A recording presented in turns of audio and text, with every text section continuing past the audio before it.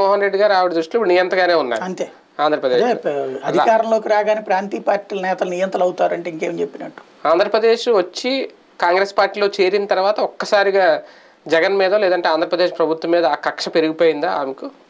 మొన్నటి వరకు ఏం లేదు. కాంగ్రెస్ పార్టీ నాయకురాలుగా తను ప్రూవ్ చేసుకోవాలంటే అధికారంలో ఉన్న ప్రభుత్వాన్ని తిట్టాలి. అందులో ఎక్కువ మంది చూస్తుంటారు కదా ఈ టైంలో ఆవిడ ఎట్ట మాట్లాడుద్ది, అన్నకి సోదరుగా మాట్లాడుద్దా లేకపోతే ఓ ప్రతిపక్ష నాయకురాలుగా అన్నది.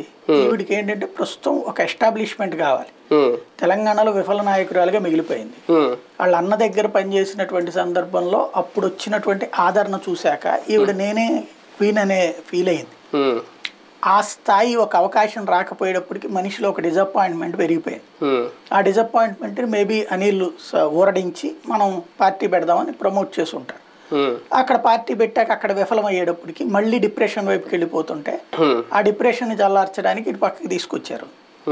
ఇప్పుడు ఆ డిప్రెషన్ పోవాలంటే ఓ రకంగా సైకలాజికల్గా ఓ ట్యాబ్లెట్ లాంటిది ఆవిడకి ఏంటంటే అటెన్షన్ సీకర్, రఘురామకృష్ణరాజు తరహా మెంటాలిటీ.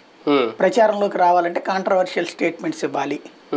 తను ఏ స్టేట్మెంట్లు ఇస్తే కాంట్రవర్సీ అవుతుంది, ఏ స్టేట్మెంట్లు ఇస్తే బాగా పబ్లిసిటీ వస్తుందని తనకు తెలుసు.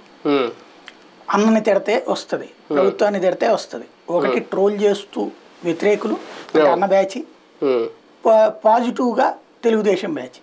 బోత్ సైడ్స్ మనం మంచో చెడో ఏదో ఒకటి హడావిడి చేయాలి, చేస్తేనే ప్రాచుర్యం.